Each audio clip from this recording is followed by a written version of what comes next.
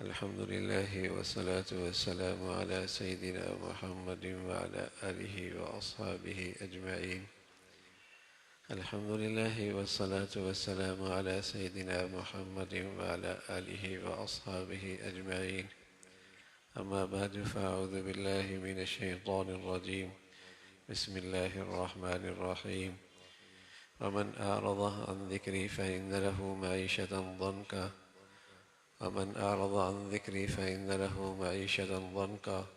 ونحشره يوم القيامة أعمى قال رب لم حشرتني أعمى وقد كنت بصيرا قال كذلك أتتك آياتنا فنسيتها وكذلك اليوم تنسى وكذلك نجزي من أسرف من يؤمن بآيات ربه. صدق الله العظيم. اللهم صل على سيدنا محمد النبي الأمي وعلى آله وأصحابه وسلم. اللهم صل على سيدنا محمد النبي الأمي وعلى آله وأصحابه وسلم. میرے معزز مسلمان بزرگوں، عزیز بھائیوں اور امت مسلمہ کی مقدس ماں اور بہنوں، ہر آدمی کی چاہت ہے اور خواہش ہے کہ اس کے احوال درست رہے، اس کے احوال درست رہے، اس کے حالات اچھے رہے، آج کی بھی اور کل کی بھی، یہ زندگی بھی اچھی ہو، آنے والی زندگی بھی اچھی ہو۔ ہر آدمی کی یہ چاہت ہوتی ہے کہ اس کے اصلاح احوال ہوں، اس کے حالات، اس کے احوال اچھے ہو جائے، ہر آدمی چاہتا ہے۔ لیکن میرے عزیزو، اچھے ہوتے نہیں ہیں، اس لیے کہ اللہ نے اصلاح احوال کا اور حالات کے درست ہونے کا جو راستہ بتایا ہے، مسلمان اسے بھول گیا ہے۔ اللہ نے اور اللہ کے رسول نے یہ بتایا کہ احوال درست ہوں گے جب اعمال درست ہوں گے۔ آج ہر شخص کو اصلاح احوال کی تو فکر ہے، ہر شخص کو اصلاح احوال کی تو فکر ہے کہ پریشانیاں ختم ہو جائیں، مشکلات دور ہو جائیں، احوال اچھے ہو جائیں، لیکن آج اصلاح اعمال کی کسی کو فکر نہیں۔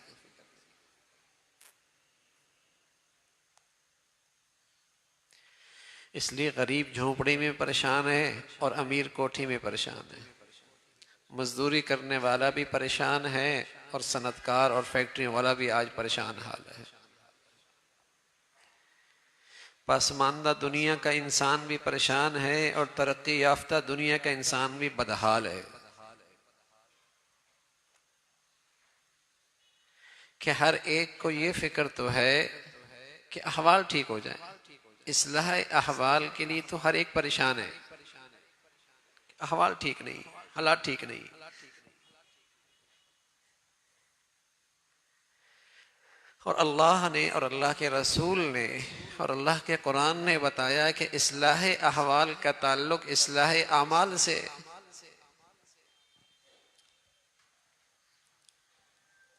اللہ نے سعادت اور شقاوت کو اعمال سے جوڑا ہے۔ ہر عمل کا اللہ نے ایک رد عمل رکھا ہے۔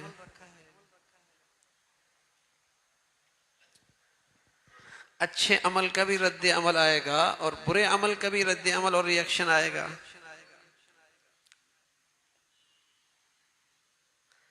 اپنے احوال سب اچھا دیکھنا چاہتے ہیں لیکن اپنے اعمال سب اچھے کرنے کی فکر نہیں ہے،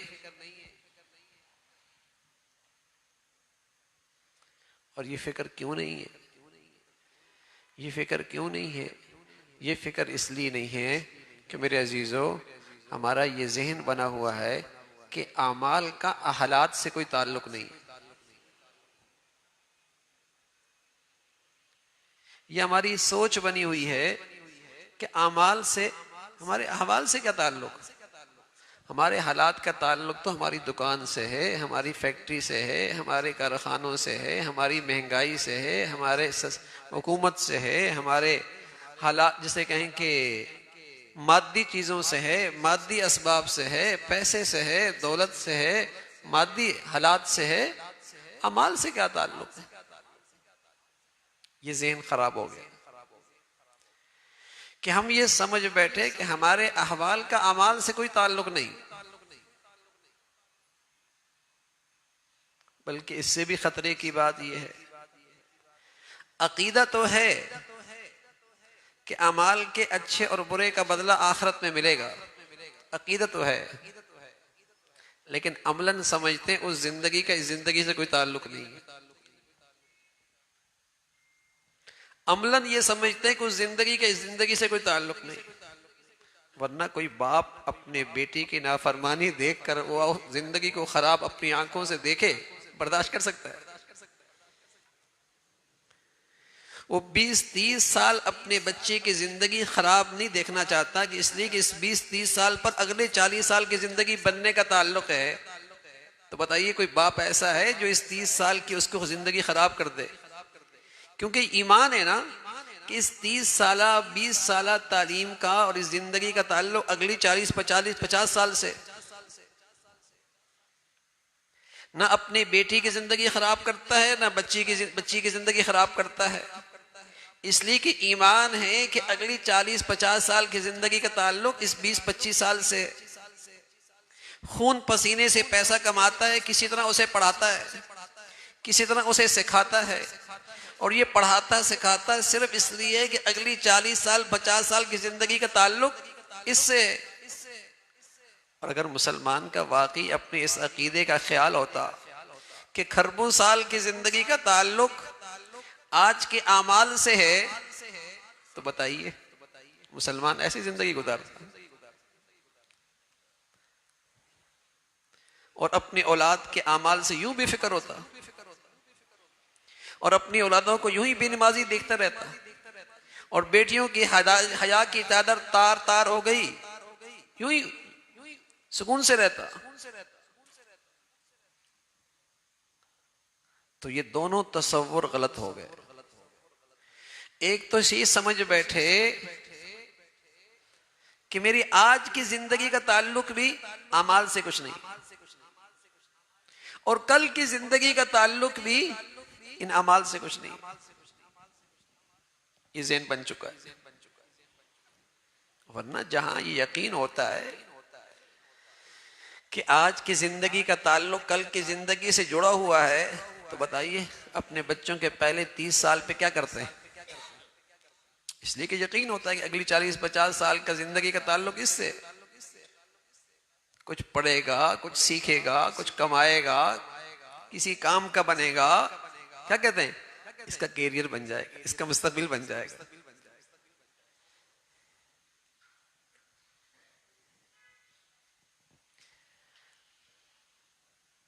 تو یہ ایک بڑے دو قصور آ گئے ہماری زندگیوں میں، ذہن خراب ہو گیا۔ ایک تو ہم یہ سمجھ بیٹھے کہ زندگی کا اعمال سے کوئی تعلق نہیں، نماز سے کیا تعلق زندگی کا؟ سچ بول رہے ہیں، کیا تعلق نماز زندگی سے؟ دیانت کا کیا تعلق آج کی دنیاوی زندگی سے؟ حرام نہ کھانے کا کیا تعلق ہے آج کی زندگی سے؟ جب یہ ذہن بن گیا کہ تعلق نہیں ہے اعمال کا احوال سے، تو احوال صحیح کرنے کی فکر ہے، اعمال صحیح کرنے کی فکر کہیں بھی نہیں، الا ماشاء اللہ، الا ماشاء اللہ۔ ورنہ جب بھی احوال خراب ہوتے ہیں تو احوال کی طرف، اعمال کی طرف نظر نہیں جاتی۔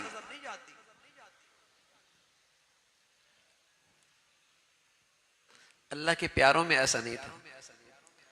وما كان قولهم الا ان قالوا ربنا اغفر لنا ذنوبنا واسرافنا فما وهنوا لما اصابهم في سبيل الله وما ضعفوا وما استكانوا والله يحب الصابرين وما كان قولهم الا ان قالوا ربنا اغفر لنا ذنوبنا واسرافنا في امرنا وثبت اقدامنا۔ اللہ کی پیاروں کی شان کیا ہے؟ فما وهنوا لما اصابهم في سبيل اللہ، جب انہیں کوئی تکلیف پہنچی تو فوراً ان کی نظر اپنے اعمال کی طرف گئی، اللہ کہیں کوتاہی ہو گئی ہے جو ہمیں خیال بھی نہیں ہوا، دھیان بھی نہیں گیا، کہیں غلطی ہو گئی پتہ بھی نہ لگا، معاف فرما دے۔ یہ وہ لوگ تھے جنہیں 100% یقین تھا کہ احوال کا تعلق اعمال سے جڑا ہوا ہے۔ جہاں احوال میں ذرہ برابر بھی فرق پایا فوراً اعمال کی طرف رجوع کر لیا۔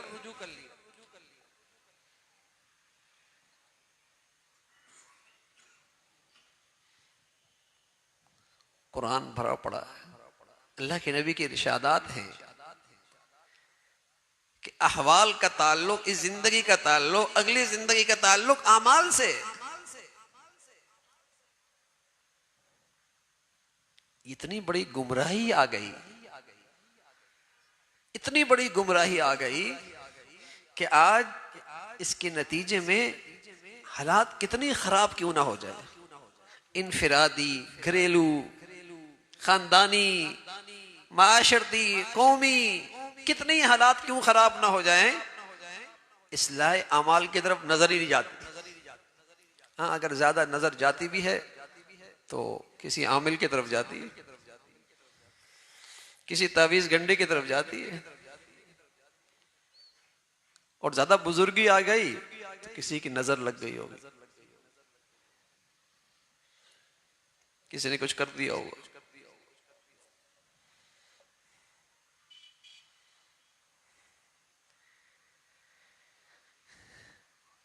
وہ ذہنی بیماری کا نتیجہ ہے کہ ہم نے سوچا ان احوال کا اعمال سے کیا تعلق ہے، کہ نماز بیٹا نہیں پڑھ رہا تو اس کا گھر سے کیا تعلق ہے، بیٹی شرم و حیا کی چادر نہیں کر رہی تو اس کا گھریلو زندگی سے کیا تعلق بنتا ہے،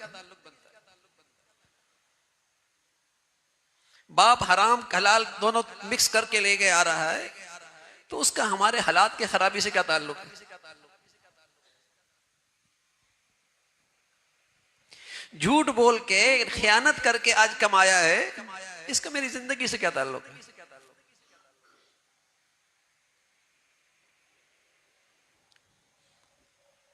اللہ کہہ رہا، اللہ کا رسول کہہ رہے، اللہ کا قرآن کہہ رہا کہ تمہارے احوال کا تعلق تمہارے اعمال سے، تمہاری سعادت، تمہاری شقاوت، تمہاری خوش نصیبی، تمہاری بد نصیبی، تمہارے حلال کی درستگی، تمہارے حالات کا بگاڑ تمہارے اعمال کے اچھائی برائی سے ہے۔ مانو یا نہ مانو، اللہ کا تو یہی کہنا، اللہ کے رسول کی تو یہی بات ہے، قرآن نے تو ہمیں یہی بتایا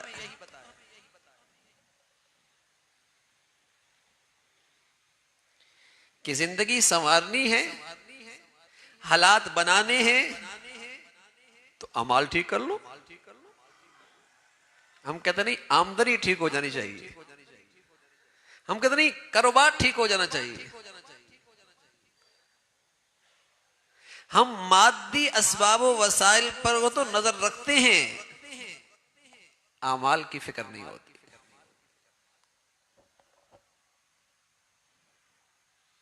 کہ اعمال سے بھی کوئی تعلق ہے۔ اور میرے عزیزو، پتھر پہ لکیر ہے، قسم خدا کی، جس کے اعمال ٹھیک نہ ہوئے اس کی کبھی زندگی ٹھیک نہیں ہو سکتی، نہ دنیا کی نہ آخرت کی۔ آپ کہیں گے ہم نے تو بہت سارے بگڑے ہوئی اعمال والوں کو دیکھا ہے، بڑے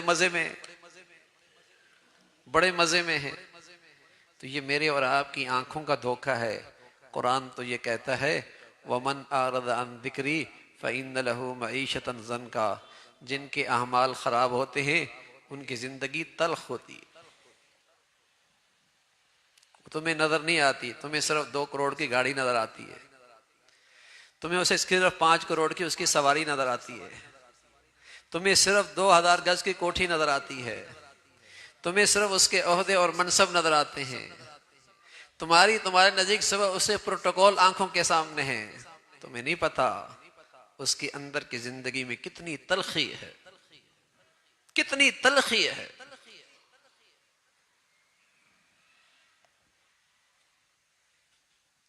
اور یہ آج کا اور کل اس سے زیادہ خوفناک،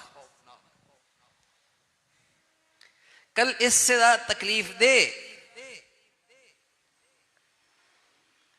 تو جو بھی احوال ہے، اگر انفرادی زندگی ہے اور انفرادی زندگی کے اعمال خراب ہوئے تو احوال بھی انفرادی زندگی سے، نجی زندگی کے اعمال خراب ہوئے تو احوال بھی نجی زندگی کے خراب ہوں گے، اور اگر اجتماعی زندگی کے اعمال خراب ہوئے تو حالات بھی اجتماعی زندگی کی خراب ہو جائیں گے۔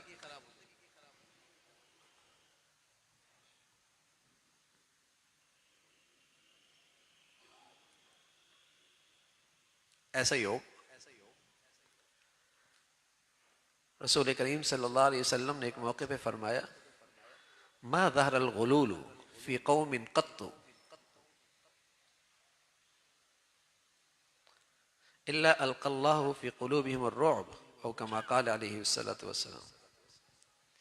جب کسی قوم میں غلول آ جائے، غلول کہتے ہیں امانت میں اور قومی خزانوں میں خیانت، اور غلول کا لفظ ویسے بھی خیانت میں استعمال ہوتا ہے۔ فرمایا جب یہ آ جائے گا تو دلوں میں ہر وقت خوف رہنے لگے گا۔ جب بددیانتی ہو جائے گی، خیانت ہو جائے گی، تو امن و امان ختم ہو جائے گا۔ باہر سڑک پہ، بازار، گھر، تمام ہر جگہ ایک خوف سا ہوگا کہ پتہ نہیں کیا ہو جائے گا۔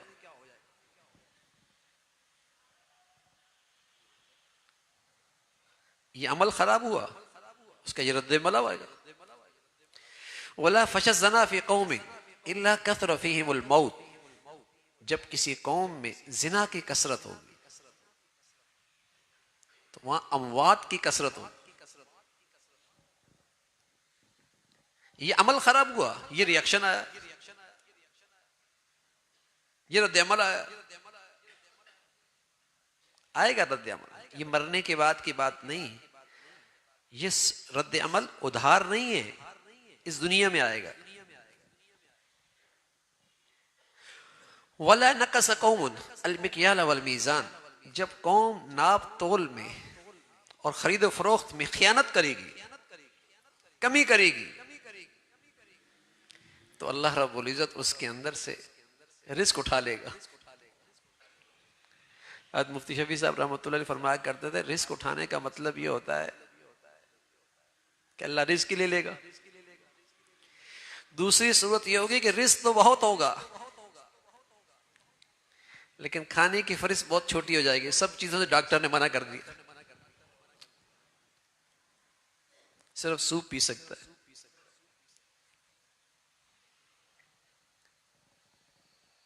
دولت کے ڈھیر ہیں، چپاتی نہیں کھا سکتا۔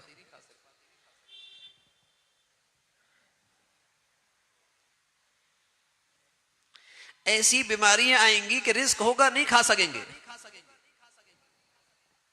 حضرت فرمانے لگے ایک صورت یہ ہوگی، اور ایک صورت یہ بھی ہوگی کہ گہرانی اتنی ہو جائے گی کہ ہر ایک آدمی کی قوت خرید سے چیز نکل جائے گی، قوت خرید بھی نہیں رہے گی۔ اب جو کھا سکتے ہیں ان کی قوت خرید بھی نہیں ہے، اور جو کھا نہیں سکتے ڈاکٹر نے انہیں کھانے سے منع کر دیا۔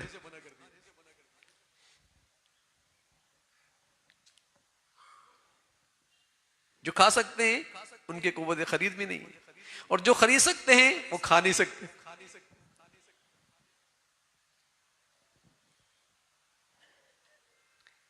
تو یہ احوال ایسے ہی نہیں آتے، اللہ کے نبی نے بتایا ہے جیسا عمل ہے حالات ایسے ہی آئیں گے۔ اور جب کسی قوم کی عدالتوں میں ناحق فیصلے ہوتے ہیں تو وہاں خون کا بہنا کثرت سے ہو جاتا ہے، قتل و غارت کی کثرت ہوتی ہے۔ اور جب قومیں آج شکنی کیا کرتی ہیں، وعدہ خلافی کیا کرتی ہیں، پھر کیا ہوتا ہے؟ اللہ اس پر دشمن مسلط کر دیتا۔ تو بتائیے ان 5 چیزوں میں سے کون سی ایسی چیز نہیں جو ہم میں نہیں ہے؟ اور بتائیے کون سا رد عمل ایسا ہے جو نہیں آیا؟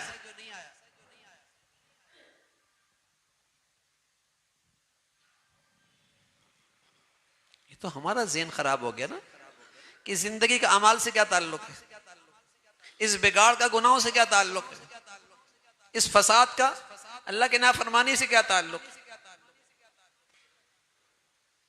اس مصیبت کا حرام کھانے سے کیا تعلق ہے. یہ تو ہمارا ذہن ہے نا. لیکن جس ذات نے احوال دینے ہیں، جہاں سے احوال کے فیصلے ہیں، اس کا تو قانون یہی ہے کہ جیسے تمہارے اعمال اوپر جاتے ہیں ویسے احوال نیچے آتے ہیں.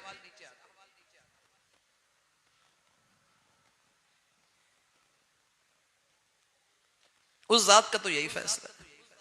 وَمَا أَصَابَكُم مِّن مُّصِيبَةٍ فَبِمَا كَسَبَتْ أَيْدِيكُمْ، جو آئیے نا تم پہ مصیبت، کسی بھی رنگ کی، کسی بھی شکل کی، بِمَا كَسَبَتْ أَيْدِيكُمْ، تمہارے ہاتھوں کا کیا ہے.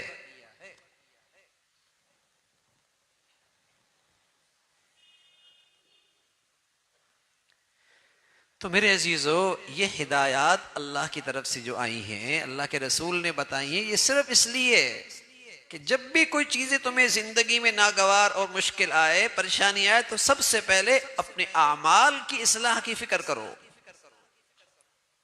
کہیں نقص کہاں ہے، خطا کہاں ہوئی ہے، کون سا ایسا گناہ سرزد ہوا ہے، کہاں خطا ہوئی ہے. ہم کہتے ہیں جھوٹ بولنے سے کیا ہونا ہے، غیبت کرنے سے کیا ہونا ہے، اندر حسد کینہ بغض رکھا ہے.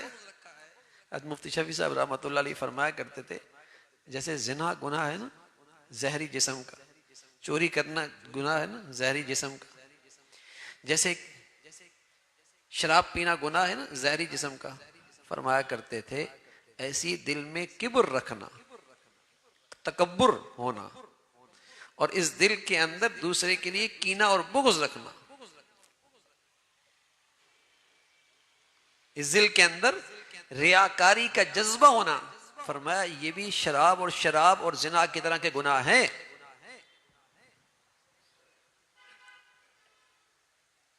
یہ بھی ایسے ہی گناہ ہے. اب کہتے ہیں ایک گن بھرا ہوا ہے تو کیا اس کا زندگی میں ریئیکشن نہیں آئے گا؟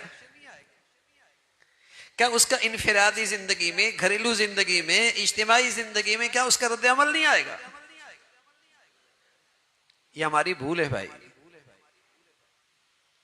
کہ اس زندگی کا اعمال سے کوئی تعلق نہیں ہے، اور اعمال کا جو کچھ ہونا ہے مرنے کے بعد ہونا ہے. یہ ہماری غلط فہمی ہے.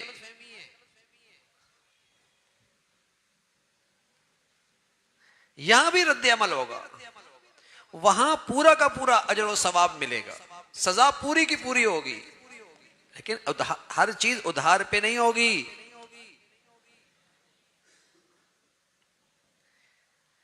تو میرے عزیزو، آج کے بارے میں بھی ذہن خراب ہے، سمجھتی نہیں کہ اس کا تعلق اعمال سے، اور کل کے بارے میں بھی ذہن خراب ہو چکا ہے. اتنی غفلت ہے، اتنی دنیا پرستی ہے، یا ایسی لذت دنیا کی زندگی سے ہے کہ یہ بھول ہی گئے کہ اس زندگی کا بننا بگڑنا اعمال سے تعلق رکھتا ہے.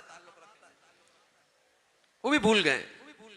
اس لیے بچوں کی 30 سال پہ تو محنت کرتے ہیں 80 سال کی زندگی سنوارنے کے لیے، اس کی 80 سالہ زندگی پر توجہ نہیں دیتے کھربوں سال کی زندگی سنوارنے کے لیے.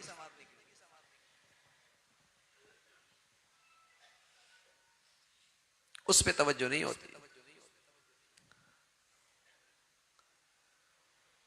تو احوال کی درستگی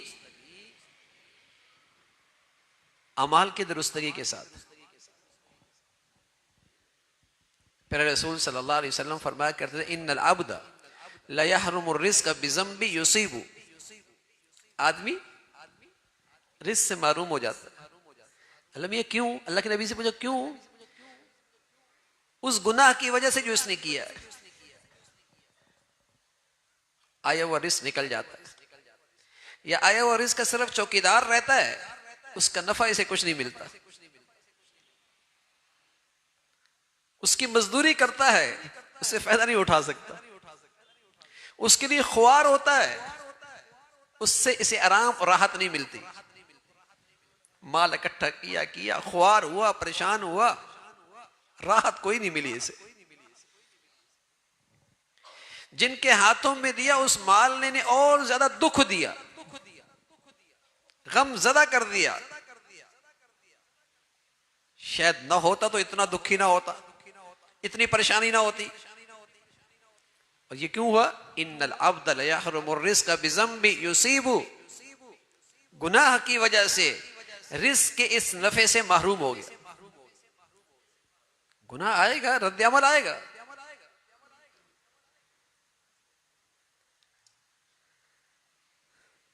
عبداللہ ابن عباس رضی اللہ عنہما بڑے آدمی تھے اور اللہ نے بڑا علم دیا تھا, اور ان کے علم کے پیچھے پیارے رسول صلی اللہ علیہ وسلم کی پیاری دعا تھی. ابھی نوعمر تھے تو پیارے رسول صلی اللہ علیہ وسلم کی خدمت کرتے تھے, اور سحری کے وقت لوٹے میں پانی لے آتے, مسواک چبا لیتے, آپ کو سحری کے وقت پیش کر دیتے. ایک دن آپ ان کی خدمت سے بڑے خوش ہوئے اور فرمانے لگے, عبداللہ ہم آپ کے لیے دعا کرنا چاہتے ہیں, بتاؤ کیا دعا کریں. سبحان اللہ, ہم آپ کے لیے دعا کرنا چاہتے ہیں, بتاؤ کیا دعا کریں. اللہ اچھے لوگوں کی صحبت دے دے نا تو آدمی کی سوچ کی پرواز بھی بہت بلند ہو جاتی. اللہ رب العزت اچھے لوگوں کا جوڑ دے نا تو آدمی کی فکر اور سوچ بھی بہت بلند ہو جاتی. اور گھٹیا لوگوں کے آدمی اٹھتا بیٹھتا ہے نا, اس کی سوچ اور فکر بھی, اس کے اندر بھی فساد آ جاتا ہے. تو عبداللہ ابن عباس رضی اللہ عنہ خوش نصیب تھے, اللہ کے نبی کی رفاقت ملی, خدمت ملی, صحبت ملی, تو سوچ کی پرواز بھی بہت بلند ہے. کہنے لگے, یا رسول اللہ دعا کیجیے اللہ مجھے قرآن کا علم نصیب فرما دے. بڑے بڑے لوگ موجود تھے آپ کے زمانے میں, لیکن آپ کو مقام کیا ملا؟ آپ امام المفسرین بنے, قرآن کی تفسیر کرنے والوں کے امام بن گئے. جہاں کسی آیت کے مفہوم میں اور تفسیر میں مشکل آتی یا مختلف رائے ہوتی تو پوچھا جاتا کہ پوچھئے ذرا عبداللہ ابن عباس کیا کہتے ہیں, ان کی رائے کیا ہے. ایسا علم. تو آپ فرمایا کرتے تھے, آپ نے بتایا کہ اعمال کا رد عمل آتا ہے اس دنیا میں بھی, اچھے اعمال کا اور برے اعمال کا. فرمایا کرتے تھے, ان الحسنۃ ضیاء للوجہ وقوۃ فی البدن وسعۃ فی الرزق ومحبۃ فی قلوب الناس وان للسیئۃ اساء للوجہ وضعفا فی البدن وضیقا فی الرزق وبغضا فی قلوب الناس او کما قال. فرمایا نیکیوں کا بھی اپنا ایک رد عمل ہے اور نیکیوں کا بھی اپنا ایک اثر ہے. بس نیکیوں سے مراد یہ ہوتا ہے کہ نیکیوں میں گناہوں کی ملاوٹ نہ ہو, یہ یاد رکھیے گا. نیکی خالص. فرمایا خالص نیکی کا یہ اثر ہوتا ہے, اللہ اس کے چہرے کو بارونق بنا دیتا ہے, جیتے جی بھی اور دنیا سے جاتی ہوئی بھی. ضیاء للوجہ, اور اللہ اس کے بدن کی طاقت میں برکت بھر دیتے ہیں, قوت بھر دیتے ہیں. یہ منی پہلوان بن جاتا ہے, نہ نہ نہ, اللہ اس بدن سے اتنے کام لیتے ہیں کہ بس اوقات یقین ہی نہیں آتا. وقوۃ فی البدن, اور اللہ اس سے رزق کی تنگی ہٹا دیتے ہیں. جس چیز کی جب ضرورت پڑتی ہے اللہ آسانی سے مہیا کر دیتے, اور جو دے رکھی ہے اللہ اس میں برکت دے دیتے ہیں. اور نیکی کا خاصہ ہے اور نیکی کا اثر ہے. عبداللہ ابن عباس فرمانے لگے, اللہ سلیم الفطرت لوگوں کے دلوں میں اس کی محبت ڈال دیتے.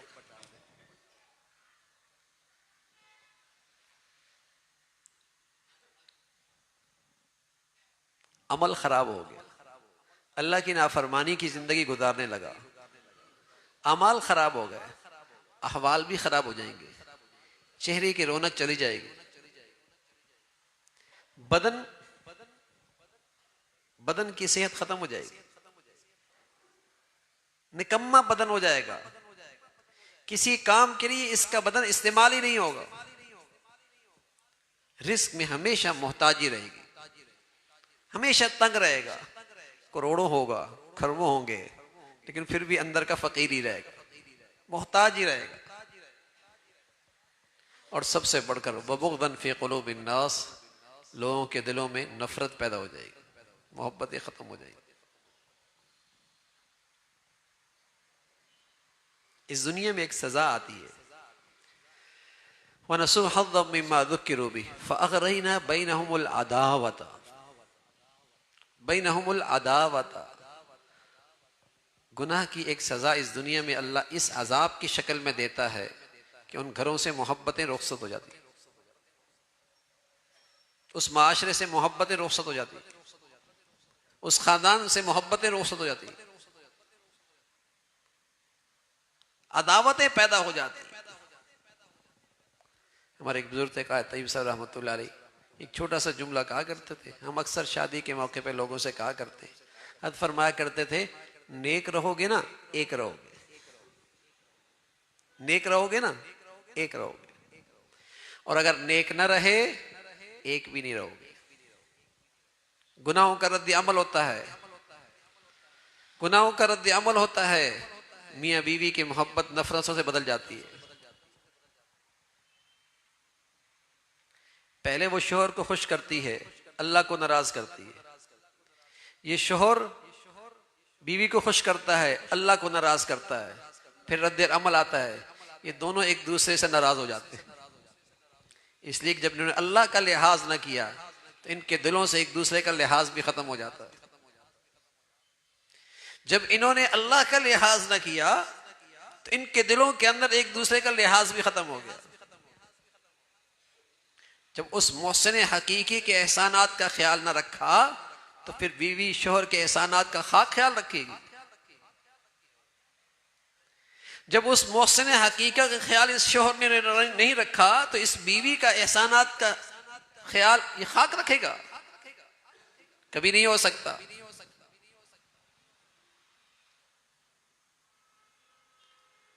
تو گناہوں کی ایک سزا اس دنیا میں محبتوں کی مٹھاس سے وہ اولادیں محروم ہو جاتی،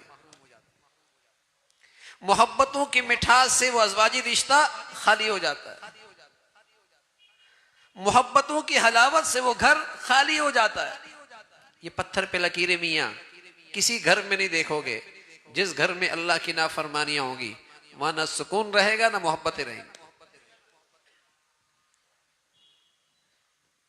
جس گھر میں اللہ کی نافرمانی ہوگی، گاڑی ہو سکتی ہے، بنگلہ ہو سکتا ہے، کارخانے ہو سکتے ہیں، فیکٹریاں ہو سکتی ہیں، آمدنیاں ہو سکتی ہیں، لیکن محبتیں اور سکون نہیں ہو سکتی۔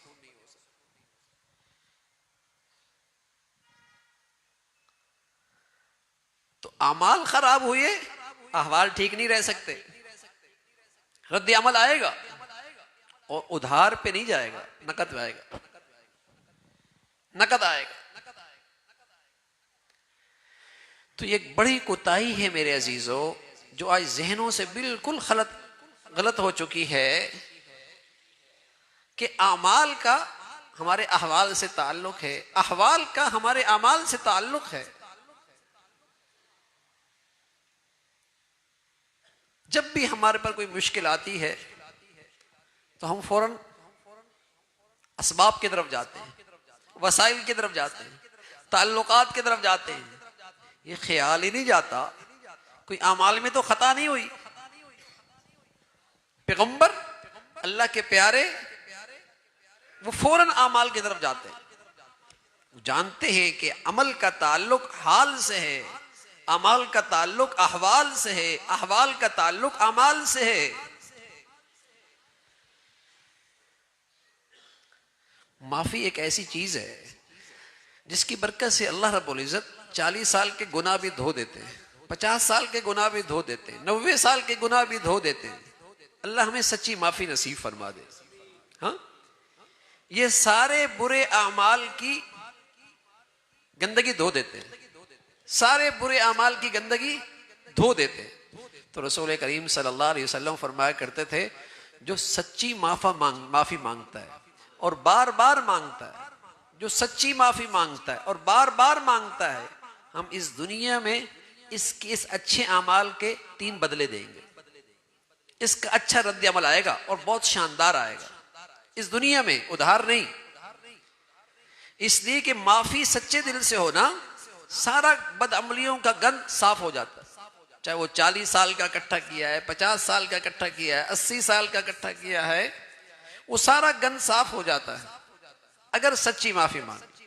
تو پیارے رسول صلی اللہ علیہ وسلم فرمایا کرتے تھے جو سچی معافی مانگتا ہے اور بار بار مانگتا ہے، من لزم الاستغفار، من لزم الاستغفار، جو بار بار معافی مانگتا ہے تو ہم اللہ اسے 3 انعام اس دنیا میں دیتا ہے. عمل اچھا ہوا، احوال اچھے آئے، اور ایسے شاندار انعام ہیں. فرمایا کرتے تھے جعل اللہ لہ من کل ضیق مخرجا، اللہ اس کے لیے ہر تنگی سے کوئی نہ کوئی راستہ نکال دے گا. دیکھو، ہر مشکل سے کوئی نہ کوئی اس کا راستہ نکلے گا، ہر تنگی سے، ہر رکاوٹ. ارے میاں کوئی نہیں بندش کر سکتا اگر اللہ کھول دے تو. اور یاد رکھیے گا جب اللہ ہی بند کر دے تو کوئی بندش نہیں کھول سکتا، پھر کوئی نہیں کھول سکتا.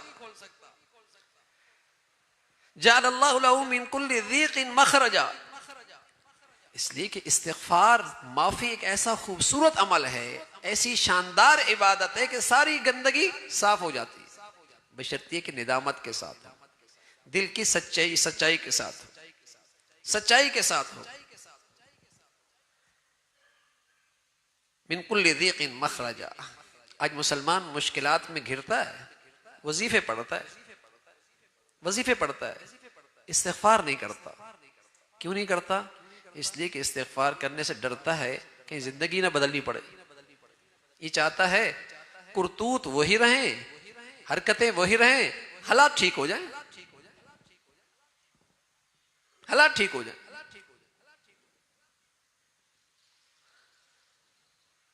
تو استغفار ندامت کے ساتھ ہوگا. جعل اللہ لہ من کل ضیق مخرجا، ہر تنگی سے کوئی راستہ نکل جائے گا. ومن کل ہم فرجا، اللہ کریم اسے ہر غم اور ہر ہم سے نجات نصیب فرما دے گی. سبحان اللہ. اب دیکھیے نا، ہر آدمی کسی مشکل میں پھنسا ہوا ہے، یا ہر آدمی کسی غم میں مر رہا ہے. صحت کا غم، ساس کا غم، بہو کا غم، شوہر کا غم، بیوی کا غم، اولاد کا غم، غم ہی غم. نہیں ہے تو وہ بھی غم میں ہے، جس کی ہوئے وہ بھی غم میں ہے، جس کی جوان ہو گئی برسر روزگار ہے وہ بھی غم میں ہے، جس کی اولاد کما رہی ہے وہ بھی غم میں. اللہ معاف فرمائے، اللہ معاف فرمائے. ایسی مصیبت آئی ہے ان گناہوں کی نحوست نے، کہیں زندگی کا چین نہیں رہا. سب کچھ ہوتے ہوئے بھی لاکھوں کروڑوں سے زیادہ نعمتیں اللہ نے دے رکھی ہیں، لیکن ان نعمتوں میں لذت نہیں رہی، ان نعمتوں کا لطف نہیں رہا، ان نعمتوں میں آرام اور سکون نہ رہا. یہ ان گناہوں کی نحوست ہے. جعل اللہ لہ من کل ضیق مخرجا ومن کل ہم فرجا، ہر غم سے، ہر ہم سے نجات. سبحان اللہ. اللہ ہمیں ایسی زندگی نصیب فرما دے، اور سچی توبہ اور معافی سے ہمارے گناہوں کی گندگی صاف ہو جائے. یقین جانیے یہ دنیا جنت لگے گی، جھونپڑی والا بھی جنت کے مزے لوٹے گا. امام تیمیہ رحمۃ اللہ علیہ، وقت کے حاکم نے انہیں جیل ڈالنے کا آرڈر جاری کر دیا. اس کے کرندے انہیں جیل لے کے جا رہے ہیں. آپ کے چہرے پہ ایک اطمینان ہے، کہنے لگے آپ بڑے خوش ہیں، آپ تو جیل جا رہے ہیں. فرمایا میری جنت تو میرے دل میں ہے، یہ مجھ سے کون چھین سکتا ہے. اب تنہائیوں میں جنت سے خود ہی مزے لیں گے. یہ اندر جنت کا مزہ دیتا ہے، اندر خوش ہے. اصل زندگی تو آدمی کے اندر کی بے چینی ہے نا. کوٹھی بڑی ہو، کھانے شاندار ہو، گاڑی اچھی ہو، اور اندر سے آدمی دکھی ہو، بتائے مزہ آئے گا؟ ذہنی الجھن کا شکار ہو اور محل نما گھر ہو، بتائیے اس کو مزہ آئے گا؟ اور یہاں جنت کا مزہ ہو، سبحان اللہ، چٹائی پر بھی مزے کی نیند آئے گی، پھٹے پرانے کے اندر بھی بادشاہوں کی طرح سکون سے رہے گا. یہاں اصل اندر ہے نا. وَمِن كُلِّ هَمٍّ فَرَجًا، اور تیسری چیز کیا ملے گی؟ اگر معافی ہماری سچی ہو جائے اور گناہوں کا گند صاف ہو جائے، تیسری چیز کیا کیا ملے گی؟ وَرَزَقَهُم مِّنْ حَيْثُ لَا يَحْتَسِبُ، اللہ اسے روزی وہاں سے دیں گے جہاں سے اسے وہم و گمان بھی نہیں ہوگا۔ سبحان اللہ، ایک راستہ بند ہوگا اللہ دوسرے راستے سے دے دے گا، دوسرا بند نہیں ہوا تیسرے سے اللہ دے دے گا، ادھر سے کچھ ہوا اللہ چوتھے سے دے دے گا۔ وہ تو رزاق ہے، وہ تو رزاق ہے، اس کے خزانوں میں کیا کمی ہے بھائی؟ اور اس کے پیغمبر نے ہمیں بتا دیا، اس کے سچے نبی نے ہمیں بتا دیا، جو معافی مانگ کے اپنے گناہوں کی گندگی صاف کر لے گا، اللہ رب العزت اس پہ رزق کی اور معاش کی تنگی نہیں آنے دیں گے، رزق کی اور معاش کی تنگی نہیں آنے دیں گے۔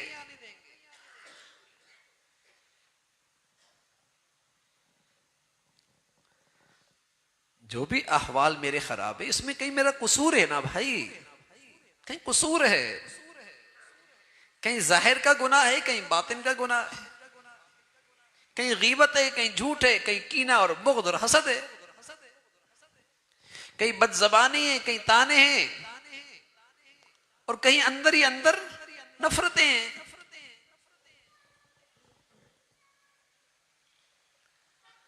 تو اعمال کا اس زندگی سے تعلق ہے، اس زندگی سے تعلق ہے۔ تو زندگی درست کرنا چاہتے ہیں، احوال سنوارنا چاہتے ہیں، اور میرے عزیزو اپنے بھی اور اپنے بچے بچیوں کی بھی تو فکر کرو ان کے اعمال ٹھیک ہو جائے۔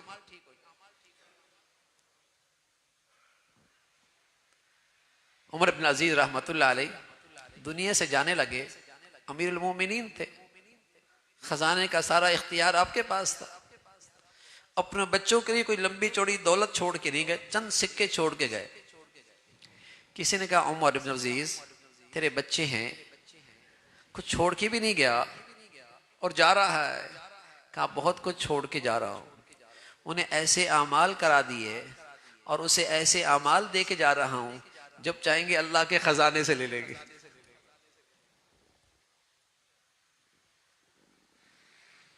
ایسے اعمال انہیں دے کے جا رہا ہوں جب چاہیں گے اللہ کے خزانے سے لے لیں گے۔ اور اعمال خراب کر کے دے گا، باپ خزانے بھی چھوڑ کے چلے جائے تو بتائیے زندگی اچھی ہو جائے گی؟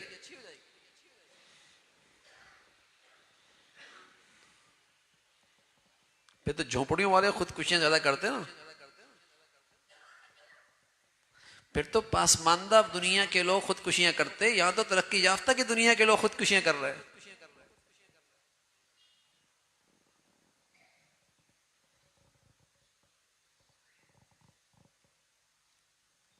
تو اعمال خراب ہو گئے تو احوال خراب آئیں گے بھائی۔ تو احوال درست کرنے ہیں تو میرے عزیزو ہمیں اپنے احوال پہ نظر رکھنی ہوگی۔ یہ بڑا ذہنی فطور ہے اور یہ بڑی گمراہی ہے کہ ہم سمجھ بیٹھے کہ اس زندگی کا اعمال سے کیا تعلق ہے، زکوٰۃ سے کیا تعلق میری زندگی کا۔ آپ فرمایا کرتے تھے، رسول ادھر حتیم میں بیٹھے ہوئے تھے بیت اللہ کے پاس، اللہ کے نبی صلی اللہ علیہ وسلم، تو پتہ چلا کہ فلاں آدمی کا پانی سمندر میں تھا اور ضائع ہو گیا۔ آپ فرمایا میں قسم کھا کے کہتا ہوں، قسم کھا کے کہتا ہوں، کسی کا مال خشکی اور تری میں ضائع نہیں ہوتا، ہاں اس کی زکوٰۃ کی ادائیگی ٹھیک نہیں ہوتی، زکوٰۃ کی ادائیگی۔ فرمایا میں قسم کھا کے کہتا ہوں کہ جس کے مال میں زکوٰۃ کی رقم مل گئی اس کا بقیہ مال بھی خراب ہو گیا، ضائع ہو گیا، خطرہ آ گیا اس میں بربادی کا۔ اور محدثین نے فرمایا مال میں زکوٰۃ کی رقم مل گئی کا مطلب یہ ہے کہ ایک آدمی زکوٰۃ کا مستحق نہیں ہے اور زکوٰۃ لے رہا ہے، اپنا بقیہ مال بھی خراب کر دیا۔ اور دوسری صورت یہ کہ زکوٰۃ پوری نہیں نکالی،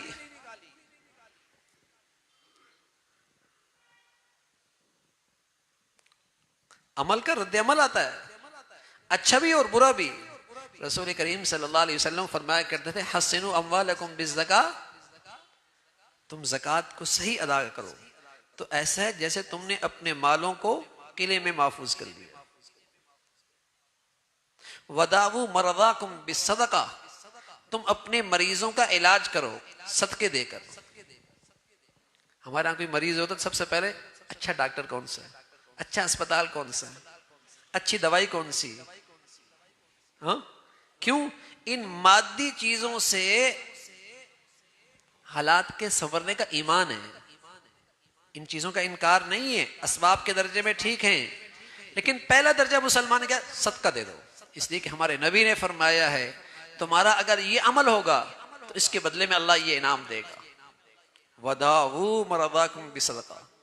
لیکن ہمارے یہاں صدقہ کا بھی علاج بھی ہے، علاج کرانے کے لیے جائیں گے آغا خان میں، اور بس اوقات ہاں ساؤتھ سٹی میں جائیں گے اور فیس دیں گے 1,00,000 1,50,000 روپے، اور صدقے کا بکرا دیں گے 5,000 روپے والا۔ ارے میاں اللہ کا خوف کریں، جب اللہ نے کرنا ہے اور اللہ کے نبی نے بتایا ہے تو اتنا تو دو نا جتنا ادھر خرچ کر رہے ہو، پھر دیکھو کیا ہوتا ہے، پھر دیکھو کیا ہوتا ہے، آدھا ہی کر لو میاں۔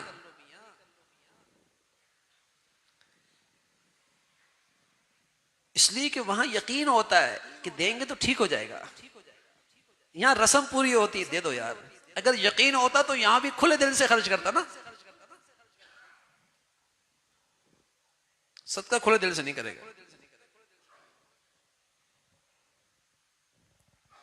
جب اللہ کے نبی کہہ رہے وَدَاوُوا مَرَضَاكُمْ بِصَدَقَةٍ، صدقے سے تمہاری بیماری کا علاج ہے۔ نبی کی بات سچی ہے، میرے صدقے دینے میں قصور ہے، میری نیت میں فتور ہے، میرے یقین میں فتور ہے۔ وَاسْتَقْبَلُوا أَمْوَاجَ الْبَلَاءِ بِالدُّعَاءِ وَالتَّضَرُّعِ، آنے والی مشکلات کا راستہ روکو، پریشانیوں کا راستہ روکو، کس کے ذریعے؟ دعاؤں میں گڑ گڑا کر، تنہائیوں میں بیٹھ کر، اکیلے بیٹھ کر، راتوں میں اٹھ کر اللہ کے سامنے جب گڑ گڑاؤ گے، رو گے، تو آنے والی آفتوں کا دروازہ بند ہو جائے گا۔ تو عمل کا احوال سے تعلق ہے، عمل کا حالات سے تعلق ہے، عمل کا ہماری زندگی سے تعلق ہے۔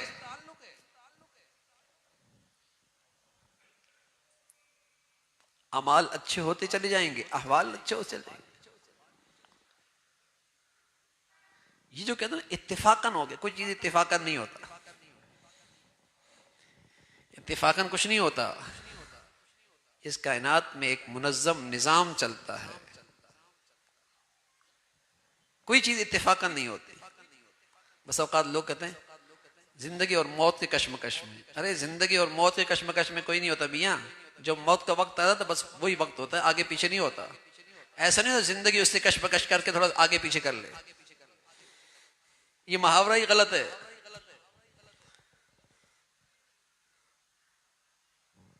نہ یہاں کچھ اتفاقاً ہوتا ہے، نہ یہاں کوئی کشمکش ہوتی ہے، یہاں تو ایک نظام ہے، وقت مقرر ہے، اور اللہ کی طرف سے جو چیزیں جن اعمال پر فیصلہ ہے اسے پھر کوئی نہیں روک سکتا، مرتب نظام ہے۔ مَن يَعْمَلْ سُوءًا يُجْزَ بِهِ، جو عمل کرو گے نا سزا آئے گی، دیر سویر ہو سکتی ہے، جوانی کی سزا بڑھاپے میں مل سکتی ہے، آج کا عمل اس کا رد عمل ہو سکتا ہے کئی سالوں کے بعد آ جائے، اور تم بھول ہی جاؤ کہ میں نے کوئی ایسا عمل کیا تھا، اور جب رد عمل آئے گا پھر سر پکڑ کے بیٹھ جاؤ گے یہ کہاں سے آ گیا، ارے میاں جو کیا تھا یہ اس کا رد عمل ہے۔ البر لا یبلا، نیکی پرانی نہیں ہوتی، والاسم لا ینسا، گناہ بھلایا نہیں جاتا، اور جو ذات اس پہ نگران ہے وہ ہر وقت تمہاری طاق میں ہے، جس نے جزا سزا دینی وہ ہر وقت طاق میں۔ نیکی نہیں پرانی ہوتی، گناہ نہیں بھلایا جاتا۔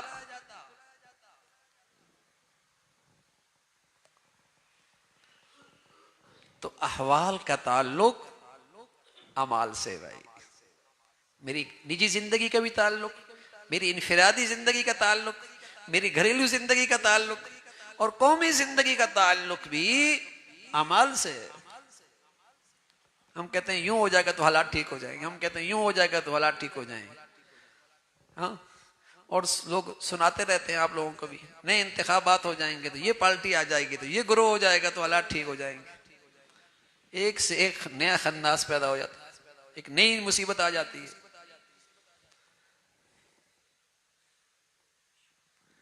وہ تو ہماری توبہ کرنے سے ہوگا،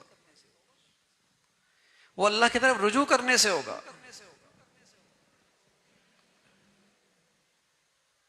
جس قدر اللہ کی طرف رجوع کریں گے اللہ کی رحمت متوجہ ہوگی۔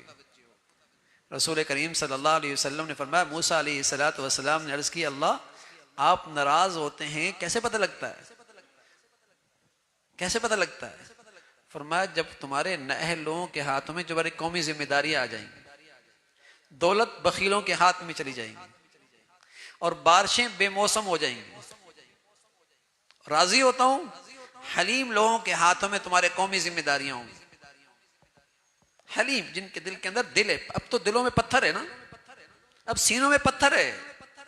غریب کے ساتھ کیا ہو رہا ہے، لوگوں کے ساتھ کیا ہو رہا ہے، مزدوروں کے ساتھ کیا ہو رہا ہے۔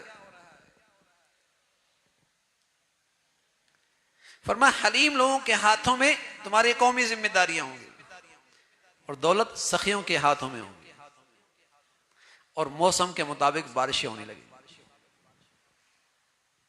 تو احوال آتے ہیں اعمال کے بدولت، اعمال جیسے ہوں گے۔ تو اللہ رب العزت بھائی ہمارے احوال بھی درست فرما لے، اور اللہ رب العزت ہمیں اعمال کی اصلاح کی فکر بھی نصیب فرما دے۔ اصلاح احوال کا تعلق اصلاح اعمال سے ہے، اللہ ہم سب کو اس کی توفیق نصیب فرما دے۔ یہ چند نکاح ہے، نکاح کے بعد دعا کرتے ہیں۔ صرف دولہا آگے آ جائے بھائی، دولہا آگے آ جائے، محمد طلحہ رضا، دولہے آگے آ جائیں، آ جاؤ، 3 دولہے ہیں نا، ادھر آ جائیں۔ بسم اللہ خان کون ہے؟ وہیں کھڑا ہو جائے اپنی جگہ پر۔ بسم اللہ خان، نسیم اللہ خان، آپ کا نام؟ آپ نے بچی سے پوچھ لیا؟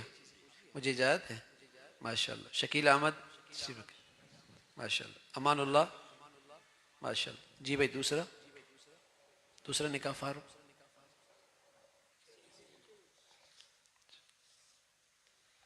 فضل الرحمان، ماشاءاللہ۔ محمد طلحہ، ماشاءاللہ۔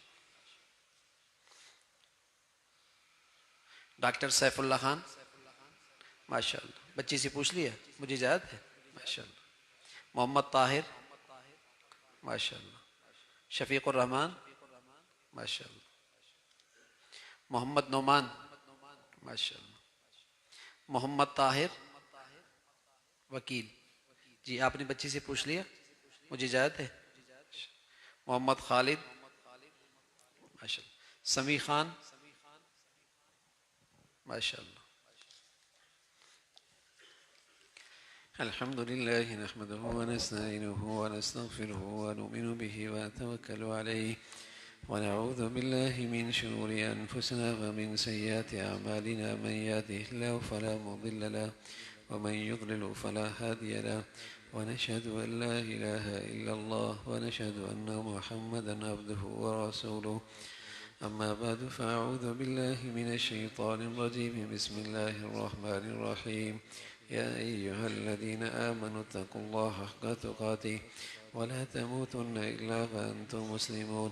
وقال الله تعالى: يا أيها الناس اتقوا ربكم الذي خلقكم من نفس واحدة وخلق منها زوجها وبث منهما رجالا كثيرا ونساء، واتقوا الله الذي تساءلون به والأرحام، إن الله كان عليكم رقيبا. وقال الله تعالى: يا أيها الذين آمنوا اتقوا الله وقولوا قولا سديدا يصلح لكم أعمالكم ويغفر لكم ذنوبكم، ومن يطع الله ورسوله فقد فاز فوزا عظيما. وقال النبي صلى الله عليه وسلم: النكاح من سنتي. وقال عليه الصلاة والسلام: فمن رغب عن سنتي فليس مني. وقال النبي صلى الله عليه وسلم تزوجوا الودود الولود فإني مكاثر بكم الأمم. وقال النبي صلى الله عليه وسلم أعظم النكاح بركة أيسره مؤونة، أو كما قال عليه الصلاة والسلام. صدق اللہ العظیم. بھائی محمد طلحہ، میں نے آپ کا نکاح غانیہ نعیم جو کہ بیٹی نعیم اللہ خان صاحب کی، ان کے ساتھ باوکالت جناب بھائی نسیم اللہ خان صاحب، بشاہت جناب بھائی شکیل احمد صاحب، بھائی امان اللہ خان صاحب، بھائی بس 5 تولہ سونا بصورت زیورات کے 10,000 روپے نقد اس کے عوض میں آپ نے قبول کر لیا؟ ماشاءاللہ. بھائی فضل الرحمان، بھائی فضل الرحمان، میں نے آپ کا نکاح سارہ نعیم کے ساتھ جو کہ بیٹی ہے نعیم اللہ خان صاحب کی، بوکالت جناب بھائی ڈاکٹر سیف اللہ خان صاحب، بشاہت جناب بھائی محمد طاہر صاحب، شفیق الرحمان صاحب، بھائی بس 3 تولہ سونا بصورت زیورات کے آپ نے قبول کر لیا؟ ماشاءاللہ بیٹا ماشاءاللہ. بھائی محمد نعمان، بھائی محمد نعمان، میں نے آپ کا نکاح فائزہ بنت قدیر احمد کے ساتھ باوکالت جناب بھائی محمد طاہر صاحب، بشاہت جناب بھائی محمد خالد صاحب، سمیع خان صاحب، بھائی بس 3 تولہ سونا بصورت زیورات کے آپ نے قبول کر لیا؟ اللہ بہت قبول فرما لے بھائی ماشاءاللہ. اللہم لک الحمد کلو ولک الشکر کلو، اللہم لک الحمد کلو ولک الشکر کلو، اللہم اعنا علی ذکرک و شکرک و حسن عبادتک، اللہم اعنا علی ذکرک و شکرک و حسن عبادتک. سبحان اللہ و بحمدہ سبحان اللہ العظیم، عدد خلقہ و زنۃ عرشہ و رضا نفسہ و مداد کلماتہ. اللہم لا نحصی ثناء علیک انت کما اثنیت علی نفسک، اللہم اعنا علی ذکرک و شکرک و حسن عبادتک. یا ارحم الراحمین، ہم سب کے تمام صغیرہ کبیرہ گناہوں کو معاف فرما دے، ایمان والی عافیت والی صحت والی زندگی عطا فرما، اپنی پسند کا جینا نصیب فرما، کلمے والی موت نصیب فرما. یا ارحم الراحمین، اپنے فضل سے تمام حاضرین حاضرات سامعین سامعات کی تمام جائز حاجات کو پورا فرما، مشکلات کو آسان فرما، پریشانیوں کو ختم فرما، ان نکاحوں کو اپنی بارگاہ میں قبول فرما، انہیں ایمان اخلاق کی ترقی کا ذریعہ بنا، باہمی محبتیں خوشیاں عطا فرما، عزتیں سعادتیں عطا فرما، نیکی کے راستے میں ایک دوسرے کا معاون بنا، پورے دین پہ چلنا آسان فرما، اس حلال کی برکت سے ہر حرام سے محفوظ فرما. اے مولا کریم، ان نکاحوں کے بدولت زندگی میں صحت میں رزق میں برکت وسعت عطا فرما، دنیا آخرت کی سعادتیں عطا فرما. ان کے بڑوں کے لیے ان خوشیوں کو راحت کا اور سکون کا ذریعہ بنا. مولا کریم، ہم سبھی کو اپنے بچے بچیوں میں ہمیشہ خوشیاں نصیب فرما، اولادوں کی تعلیم تربیت زندگی کے صحیح فیصلے کرنے کی توفیق عطا فرما. اپنے فضل سے جو بچیاں گھروں میں ہیں ان کے لیے نیک صالح رشتوں کا انتظام فرما. مولا کریم، جو گھروں میں جا چکی ہیں ان کے گھروں کو محبت اور تقوی سے آباد فرما. ہمارے گھروں کو ٹوٹ پھوٹ سے اے مولا اپنے فضل سے محفوظ فرما. گھروں میں 100% دین کو زندہ کرنا آسان فرما، ہمت عطا فرما، حوصلہ عطا فرما. اپنے گھروں کو گناہوں کی پاک زندگی ہم سب کو عطا فرما. اپنے فضل سے مولا کریم حلال نصیب فرما، برکت والا نصیب فرما، گناہوں سے نفرت نصیب فرما، گھن نصیب فرما، نیکیوں کا شوق عطا فرما، اپنی محبت عطا فرما، اپنے پیارے رسول کی پیاری محبت عطا فرما. ساری امت کے حال پہ رحم فرما. اے مولا کریم، مسلمانوں کو ایمان اسلام پر باہمی اتفاق نصیب فرما. نفرتوں کی جتنی شکلیں ہیں اہل اسلام کو اس سے محفوظ فرما. جو لوگ مسلمانوں میں نفرتوں کا بیج بول رہے، عصبیت کا زہر گھول رہے، رنگ نسل وطن علاقے اور زبانوں کو بنیاد پر مسلمانوں کے تقسیم کرنے کے درپے ہیں اور مسلمانوں میں بے دینی کو فروغ دے رہے ہیں، اے مولا کریم مسلمانوں کو ان کے شر سے محفوظ فرما، ان کی اس بے دینی سے محفوظ فرما، ان کے فتنوں سے محفوظ فرما. مسلمانوں کو لا الہ الا اللہ محمد رسول اللہ اس عظیم نعمت پر باہمی اتفاق نصیب فرما، ساری امت مسلمہ کے حال پر رحم فرما، دنیا بھر کے مظلوم مسلمانوں کی مدد اور نصرت فرما، یا ارحم الراحمین۔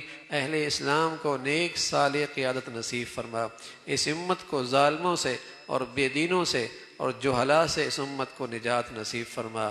مولا کریم اپنے فضل سے، اپنے کرم سے ہمارے ملک کو سلامتی کا گہوارہ بنا، امن کا گہوارہ بنا، یہاں ایمان ہدایت کی فضاؤں کو عام فرما، دین دشمن ملک دشمن سے وطن عزیز کو محفوظ فرما، ان کے فتنوں سے اس کی حفاظت فرما۔ وصلی اللہ علی سیدنا محمد وعلی آلہ واصحابہ اجمعین برحمتک یا رب۔